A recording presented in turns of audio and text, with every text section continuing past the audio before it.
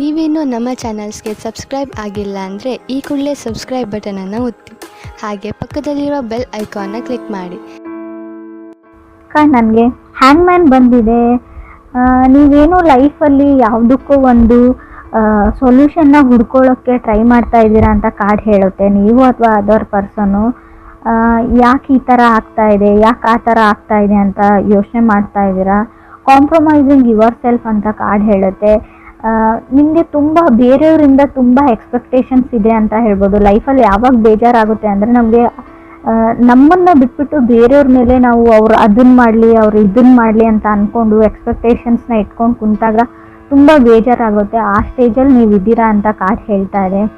Second card ನನಗೆ ಏಸ್ of cups ಬಂದಿದೆ.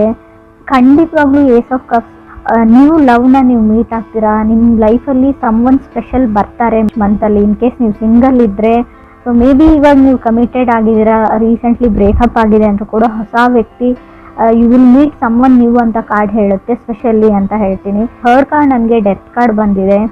May be ನಿಮ್ಮ ಒಳಗೆ ನಿಮ್ಮನ್ನು ಯಾವುದೋ ಒಂದು ವಿಷಯ ನಿಮ್ಮನ್ನು ನಿಧಾನವಾಗಿ ನಿಮ್ಮನ್ನು ಕಿಲ್ಲಿಂಗ್ ಯು ಅಂತ ಹೇಳುತ್ತೆ. ನಿಧಾನವಾಗಿ ನಿಮ್ಮನ್ನು ಸಾಯಿಸ್ತಾ ಇದೆ ಒಳಗೊಳಗೆ ಅಂತ ಹೇಳ್ಬೋದು.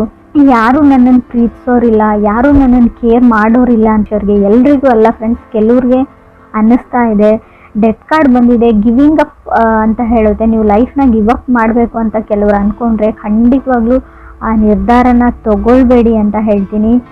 ನೀವು ಅಂದ್ಕೊಳ್ಳೋಕ್ಕಾಗದೇ ಇರೋವಂಥ ಸಮ್ಮನ್ ಸ್ಪೆಷಲ್ ತುಂಬ ಒಳ್ಳೆ ವ್ಯಕ್ತಿ ನಿಮ್ಮ ಲೈಫಲ್ಲಿ ಬರ್ತಾರೆ ಅಂತ ಕಾರ್ಡ್ ಹೇಳ್ತಾ ಇದೆ. ಫೋರ್ತ್ ಕಾರ್ಡ್ ನನಗೆ ಕಿಂಗ್ ಆಫ್ ವಾಂಡ್ಸ್ ಬಂದಿದೆ.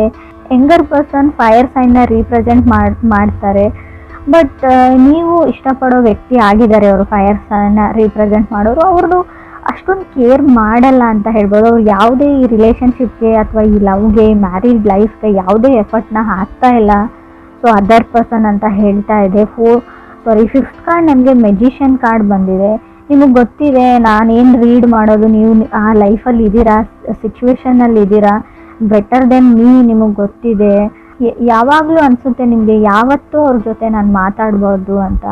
ಸೊ ಬಟ್ ನಿಮ್ಗೆ ಆಗ್ತಾ ಇಲ್ಲ ಅದು, ಯಾಕಂದರೆ ನೀವು ಅವ್ರನ್ನ ಅಷ್ಟೊಂದು ಲವ್ ಮಾಡ್ತೀರಾ, ಕೇರ್ ಮಾಡ್ತೀರಾ ಅಂತ ಮೆಜಿಷಿಯನ್ ಕಾರ್ಡ್ ಹೇಳುತ್ತೆ. ಮೆಜಿಷಿಯನ್ ಕಾರ್ಡ್ ಇರೋದ್ರಿಂದ ಸಿಂಗಲ್ ವ್ಯಕ್ತಿನ ಕೂಡ ಮೆಜಿಷಿಯನ್ ರೀಪ್ರೆಸೆಂಟ್ ಮಾಡುತ್ತೆ. ಸೊ ಫಿಫ್ತ್ ಕಾರ್ಡ್ ನನಗೆ ನೈಟ್ ಆಫ್ ವಾಂಡ್ಸ್ ಬಂದಿದೆ. ಸೆವೆಂತ್ ಕಾರ್ಡ್ ನನಗೆ ಟೆಂಪ್ರೆನ್ಸ್ ಬಂದಿದೆ. ಮೇ ಬಿ ಅವ್ರು ಹೊರಗಡೆ ಹೋಗ್ತಾರೆ, ತುಂಬ ವ್ಯಕ್ತಿನ ಮೀಟ್ ಆಗ್ತಾರೆ, ಯಾವುದೇ ಇಂಟೆನ್ಷನ್ ಇಲ್ಲ. ಸೊ ಇನ್ ಕೇಸ್ ನೀವು ಯಾರ ಜೊತೆನಾದರೂ ಮೆಸೇಜು ಟೆಕ್ಸ್ಟ್ ಮಾಡ್ತಾ ಇದ್ದೀರಾ, ಡೇಟ್ಗೆ ಹೋಗ್ತಾ ಇದ್ದೀರಾ ಅಂತ ಅಂದ್ಕೊಂಡ್ರೆ ಅವರಿಗೆ ನಿಮ್ಮ ಜೊತೆ ಕಮಿಟ್ ಆಗುವಂಥ ಯಾವುದೇ ಇಂಟೆನ್ಷನ್ ಇಲ್ಲ. ಅಥವಾ ನೀವು ರಿಲೇಷನ್ಶಿಪ್ಪಲ್ಲಿ ಇದ್ದರೆ ಕೆಲವ್ರಿಗೆ, ಎಲ್ರಿಗೂ ಅಲ್ಲ ಫ್ರೆಂಡ್ಸ್, ನಿಮ್ಮ ಜೊತೆ ಒಂದು ಸ್ಟೆಪ್ ಮುಂದಕ್ಕೆ ಹೋಗಿ ಸೊ ಲೈಫ್ ಪಾರ್ಟ್ನರ್ ಆಗಿ ನಿಮ್ಮನ್ನು ಚೂಸ್ ಮಾಡ್ಕೊಳ್ಬೇಕು ಅನ್ನೋ ಯಾವುದೇ ಇಂಟೆನ್ಷನ್ ಕೂಡ ನನಗೆ ಕಾಣಿಸ್ತಾ ಇಲ್ಲ. ಸೊ ರೀಡಿಂಗಲ್ಲಿ ಎಲ್ರಿಗೂ ಅಲ್ಲ ಫ್ರೆಂಡ್ಸ್, ಕೆಲವ್ರಿಗೆ ಗೊತ್ತಾಗುತ್ತೆ ನಾನು ಯಾರ ಬಗ್ಗೆ ಹೇಳ್ತಾ ಇದ್ದೀನಿ ಅಂತ, ರೆಸೊನೇಟ್ ಆಗೋರಿಗೆ. ಸೊ ನೀವು ಯಾರೋ ಒಬ್ಬ ಸೀರಿಯಸ್ನೆಸ್ ಇಲ್ಲದೆ ಇರೋವಂಥ ವ್ಯಕ್ತಿ, ಲೈಫ್ ಬಗ್ಗೆ ಯಾವುದೇ ಇಂಟೆನ್ಷನ್ ಗೋಲ್ ಇಲ್ಲದೆ ಇರೋವಂಥ ವ್ಯಕ್ತಿ ಜೊತೆ ನೀವು ಕಮಿಟ್ಮೆಂಟ್ಗೆ ವೇಟ್ ಮಾಡ್ತಾ ಇದ್ದೀರಾ ಅಂತ ಕಾರ್ಡ್ ಹೇಳ್ತಾ ಇದೆ. 8th ಕಾರ್ಡ್ ನನಗೆ ಕ್ವೀನ್ ಆಫ್ ಕಪ್ಸ್ ಬಂದಿದೆ. ಸೊ ಏನು ಮಾಡೋದು, ನಿಮ್ಗೆ ಅವ್ರ ಮೇಲೆ ತುಂಬ ಫೀಲಿಂಗ್ಸ್ ಇದೆ ಅಂತ ನೀವು ಹೇಳ್ಬೋದು ಕೆಲವರು. 9th ಕಾರ್ಡ್ ನನಗೆ 10 ಆಫ್ ವಾಂಡ್ಸ್ ಬಂದಿದೆ.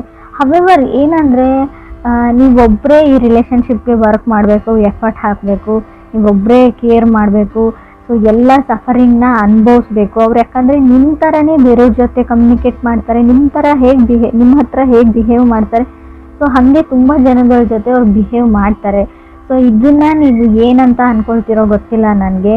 ಸೊ 10th ಕಾರ್ಡ್ ನನಗೆ 4 ಆಫ್ ಸಾರ್ಡ್ಸ್ ಬಂದಿದೆ. 4 ಆಫ್ ಸಾರ್ಡ್ಸ್ ಅಂದರೆ ತುಂಬ ಕೇರ್ಲೆಸ್ ವ್ಯಕ್ತಿನ ರೀಪ್ರೆಸೆಂಟ್ ಮಾಡುತ್ತೆ. ಆ ವ್ಯಕ್ತಿ ನಿಮ್ಮ ಬಗ್ಗೆ ಕೇರ್ ಮಾಡಲ್ಲ. ತುಂಬ ಒಳ್ಳೆ ಮೆಮೊರೀಸ್ ಇದೆ ನಿಮಗೆ. 4 ಆಫ್ ಸಾರ್ಡ್ಸ್ ಹಳೆ ಮೆಮೊರೀಸ್ನ ಮೆಲ್ಕ್ ಹಾಕೋದು ಅಂತ ಹೇಳುತ್ತೆ. ಹಳೆ ಮೆಸೇಜಸ್ನ ನೋಡ್ತಾ ಇದ್ದೀರಾ, ಹಳೆ ಫೋಟೋಸ್ ನೋಡ್ತಾ ಇದ್ದೀರಾ. ಬಟ್ ಏನು ಅಂದರೆ ಮೇ ಬಿ ಇನ್ ಕೇಸ್ ನಿಮ್ಮದು ಬ್ರೇಕಪ್ ಆಗಿದೆ, ಗೋಸ್ಟೆಡ್ ಫೀಲಿಂಗ್, ಅವ್ರು ನಿಮ್ಮ ಜೊತೆ ಮಾತಾಡ್ತಾ ಇಲ್ಲ, ಕಮ್ಯುನಿಕೇಷನ್ ಸ್ಟಾಪ್ ಮಾಡಿದ್ದಾರೆ ಅಂದರೆ ಅದ್ರ ಬಗ್ಗೆನೇ ಯೋಚನೆ ಮಾಡಿ ನೀವು ನಿದ್ದೆ ಮಾಡ್ತಾ ಇಲ್ಲ, ನಿದ್ದೆ ಬರ್ತಾ ಇಲ್ಲ ಅಂತ ಕಾರ್ಡ್ ಹೇಳ್ತಾ ಇದೆ. 11th ಕಾರ್ಡ್ ನನಗೆ 10 ಆಫ್ ಕಪ್ಸ್ ಬಂದಿದೆ. Such A waste of time ಅಂತ ಹೇಳ್ತೀನಿ. ನೀವು ಇನ್ನೂ ಆ ವ್ಯಕ್ತಿಗೆ ವೇಟ್ ಮಾಡ್ತೀರಾ ಅಂದರೆ ನಿಮ್ಮದು ಟೈಮ್ ವೇಸ್ಟ್ ಅಂತ ಹೇಳ್ತೀನಿ. ಸೊ ಆ ವ್ಯಕ್ತಿಗೆ ಯಾವುದೇ ಇಂಟ್ರೆಸ್ಟ್ ಇಲ್ಲ ನಿಮ್ಮ ಮೇಲೆ ಅಂತ ಕೂಡ ಕಾರ್ಡ್ಸ್ ಹೇಳ್ತಾ ಇದೆ. 12th ಕಾರ್ಡ್ ನನಗೆ 2 ಆಫ್ ಪೆಂಟಿಕಲ್ಸ್, 13 ನನಗೆ 9 ಆಫ್ ಪೆಂಟಿಕಲ್ಸ್ ಬಂದಿದೆ. 2 and 9 ತುಂಬ ಡ್ರಿಂಕ್ಸ್ ಮಾಡ್ತಾರೆ, ಅವರು ಫ್ರೆಂಡ್ಸ್ ಜೊತೆ ಪಾರ್ಟಿ ಮಾಡ್ತಾರೆ, ನೋಡೋಕೆ ಚೆನ್ನಾಗಿದ್ದಾರೆ, ಗಾರ್ಜಿಯಸ್ ಇದ್ದಾರೆ ಅಥವಾ ಹ್ಯಾಂಡ್ಸಮ್ ಇದ್ದಾರೆ, ಅವ್ರಿಗೆ just they like to have a fun ಅಂತ ಹೇಳ್ಬೋದು. ಅವ್ರು ಫನ್ಗೋಸ್ಕರ ನಿಮ್ಮ ಜೊತೆ ಕನೆಕ್ಟ್ ಆಗಿದ್ದಾರೆ ಅಥವಾ ಬೇರೆ ಯಾರ ಜೊತೆ ಕನೆಕ್ಟ್ ಆದರೂ ಸೊ ಅವ್ರು ಫನ್ಗೋಸ್ಕರ ಅಷ್ಟೇ ಅಂತ ಕಾರ್ಡ್ಸ್ ಹೇಳ್ತಾ ಇದೆ. ಇದಕ್ಕಿಂತಲೂ ಜಾಸ್ತಿ ಅಲ್ಲಿ ಏನೂ ಇಲ್ಲ. ಅವರು ಸೀರಿಯಸ್ ಆಗಿರೋ ವ್ಯಕ್ತಿನೂ ಅಲ್ಲ, ಸೀರಿಯಸ್ನೆಸ್ಸು ಇಲ್ಲ, ಲೈಫ್ನ ಜಸ್ಟ್ ಲೈಕ್ ಒಂದು ಗೇಮ್ ಥರ ತೊಗೊಂಡಿದ್ದಾರೆ, ಎಕ್ಸೈಟ್ಮೆಂಟ್ ಫನ್ಗೋಸ್ಕರ. ಸೊ ಏನೇ ಮಾಡಿದ್ರು ಅದಕ್ಕೋಸ್ಕರ ಅವ್ರು ಮಾಡ್ತಾರೆ ಅಂತ ಕೂಡ ಕಾರ್ಡ್ ಹೇಳ್ತಾ ಇದೆ. 14th ನನಗೆ ಎಂಪ್ರೆಸ್ ಕಾರ್ಡ್ ಬಂದಿದೆ. ಸೊ ಈ ಥರ ಇರೋ ವ್ಯಕ್ತಿ ಜೊತೆ ಇನ್ನೂ ರಿಲೇಷನ್ಶಿಪ್ಪಲ್ಲಿದ್ದರೆ, ಕನೆಕ್ಟ್ ಆಗಿದ್ರೆ, ಇತ್ತೀಚೆಗೆ ಕನೆಕ್ಟ್ ಆಗಿದ್ದರೂ ಕೂಡ ಸೊ ಸಡನ್ನಾಗಿ ನೀವು ಪ್ರೆಗ್ನೆಂಟ್ ಆಗುವಂಥ ಚಾನ್ಸಸ್ ಇದೆ. ಕೇರ್ಫುಲ್ ಹೇಳ್ತೀನಿ ನಾನು, ಆಲ್ರೆಡಿ ಆಗಿರ್ಬೋದು. ಎಂಪ್ರೆಸ್ ಕಾರ್ಡ್ ಇರೋದ್ರಿಂದ ನೀವು ಮ್ಯಾರಿಡ್ ಆಗಿದ್ರೆ ಕಂಗ್ರೆಸ್ ಹೇಳ್ತೀನಿ ನಾನು, ಗುಡ್ ನ್ಯೂಸ್ ಹೇಳ್ತೀನಿ. ಕೆಲವ್ರಿಗೆ ಗುಡ್ ನ್ಯೂಸ್ ಬರುತ್ತೆ, ಬಟ್ ಸ್ಟಿಲ್ ಇನ್ನೂ ಕೆಲವ್ರಿಗೆ ಅವ್ರ ಇಂಟೆನ್ಷನ್ ಬರೀ ಇಷ್ಟೇ, ಇಂಟಿಮೆಸಿಗೋಸ್ಕರ ಕನೆಕ್ಟ್ ಆಗಬೇಕಾಗಿತ್ತು, ಅವರು ಫಿಸಿಕಲಿ ಕನೆಕ್ಷನ್ಗೋಸ್ಕರ ಕನೆಕ್ಟ್ ಆಗಿದ್ದಾರೆ. ಸೊ ಸಡನ್ನಾಗಿ ಪ್ರೆಗ್ನೆನ್ಸಿ ಹೇಳ್ತಾ ಇದೆ. ಇದ್ರ ಮೇಲೆ ನಾನು ಏನು ಹೇಳೋಕ್ಕಾಗಲ್ಲ, ನಿಮಗೆ ಒಂದು ಎಚ್ಚರಿಕೆನೂ ಕೊಡ್ತಾ ಇದ್ದೀನಿ ನಾನು. ಆ ಥರ ಇರೋ ವ್ಯಕ್ತಿ ಜೊತೆ ಕನೆಕ್ಟ್ ಆಗಿದ್ರೆ ಅಥವಾ ನಿಮ್ಮ ಪರ್ಸನ್ ಆ ಥರ ಇಲ್ಲ ಅಂತ ನಿಮ್ಗೆ ಅನಿಸಿದ್ರು, ಆದಷ್ಟು ನೀವು ಡಿಸ್ಟೆನ್ಸ್ನ ಮೇಂಟೈನ್ ಮಾಡಿ ಅಂತ ಹೇಳ್ತೀನಿ. ಸೊ ಅದು ಒಂದು ಇಂಟೆನ್ಷನ್ ಅವ್ರದ್ದು ಏನಾದರೂ ಫುಲ್ಫಿಲ್ ಆಯಿತು ಅಂದರೆ ಮತ್ತೆ ಅವ್ರು ನಿಮ್ಮ ಕಡೆ ನೋಡೋ ಚಾನ್ಸು ಇಲ್ಲ, ನಿಮ್ಮ ಕಾಲು ಪಿಕ್ ಮಾಡಲ್ಲ, ಮೆಸೇಜ್ಗೂ ರೆಸ್ಪಾನ್ಸ್ ಮಾಡಲ್ಲ ಅಂತ ನಾನು ಹೇಳ್ತಾ ಇದ್ದೀನಿ.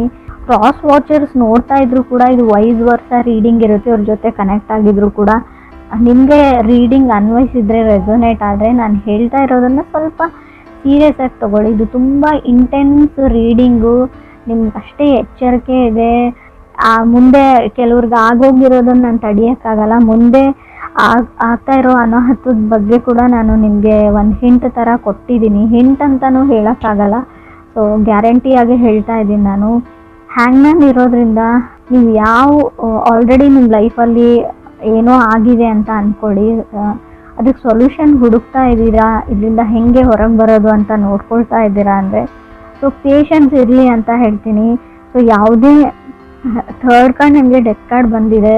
ಸೊ ಇನ್ ಕೇಸ್ ನಾನು ಹೇಳ್ತಾ ಇರೋದೇನಾದರೂ ನಿಮ್ಮ ಲೈಫಲ್ಲಿ ಆಗಿದ್ದರೆ ಯಾವುದೇ ದುಡುಕಿನ ನಿರ್ಧಾರನ ತೊಗೊಳ್ಬೇಡಿ. ಸೊ ಅದಾಗದ್ವರೆಗೂ ಎಲ್ಲನೂ ಸರಿ ಹೋಗುತ್ತೆ. ಇವಾಗ ಎಷ್ಟೇ ಕಷ್ಟ ಇರಲಿ, ಎಷ್ಟೇ ಸಫರ್ ಆಗ್ತಾಯಿದ್ರು ಕೂಡ ಅದೇ ಸರಿ ಹೋಗುತ್ತೆ ಒಂದು ಹಂತದವರೆಗೂ ಅಂತ ಕೂಡ ಕಾರ್ಡ್ಸೇ ಹೇಳ್ತಾ ಇದೆ. ಸೊ ನಾನು ಒಂಟಿ ಆಗಿದ್ದೀನಿ ಅಥವಾ ನನಗೆ ಯಾರೂ ಇಲ್ಲ ಅಂತ ಯಾವತ್ತೂ ನಿಮ್ಮ ಮೈಂಡಲ್ಲಿ ಬರಬಾರ್ದು. 4 ಆಫ್ ಸೋರ್ಡ್ಸ್ ಇರೋದ್ರಿಂದ ಖಂಡಿತವಾಗ್ಲೂ ಆ ಥರ ಥಾಟ್ಸ್ ನಿಮಗೆ ಬರುತ್ತೆ. ಆದಷ್ಟು ಮೆಡಿಟೇಷನ್ನ ಮಾಡಿ ಅಥವಾ ನೀವಿರೋ ಪ್ಲೇಸಿಂದ ಎಲ್ಲಾದರೂ ವೆಕೇಷನ್ಸ್ಗೆ ಫ್ರೆಂಡ್ ಹತ್ರ ಹೋಗಿ ಅಥವಾ ಅಟ್ಲೀಸ್ಟ್ ಫ್ರೆಂಡ್ಸ್ಗೆ ಕಾಲಲ್ಲಿ ಮಾತಾಡಿ, ಫ್ರೆಂಡ್ಸ್ ಜೊತೆ ಬೇರೆ ವಿಷಯಗಳ ಬಗ್ಗೆ ಡಿಸ್ಕಸ್ ಮಾಡಿ, ಕಾಮಿಡಿ ಸೀರಿಯಲ್ಸ್, ಕಾಮಿಡಿ ಫಿಲ್ಮ್ಸ್ನ ನೋಡಿ ಅಂತ ನಾನು ಹೇಳ್ತೀನಿ.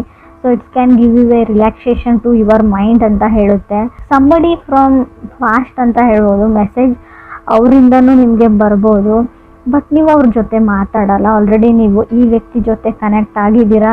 ಸೊ ಆ ವ್ಯಕ್ತಿ ಏನೋ ನಿಮ್ಗೆ ಹೇಳಕ್ಕೆ ಟ್ರೈ ಮಾಡ್ತಾ ಇದ್ದಾರೆ, ಯಾರೋ ಸೊಲ್ಯೂಷನ್ ಕೊಡ್ತಿದ್ರೆ ತೊಗೊಳ್ಳಿ ಅಂತ ಹೇಳ್ತೀನಿ.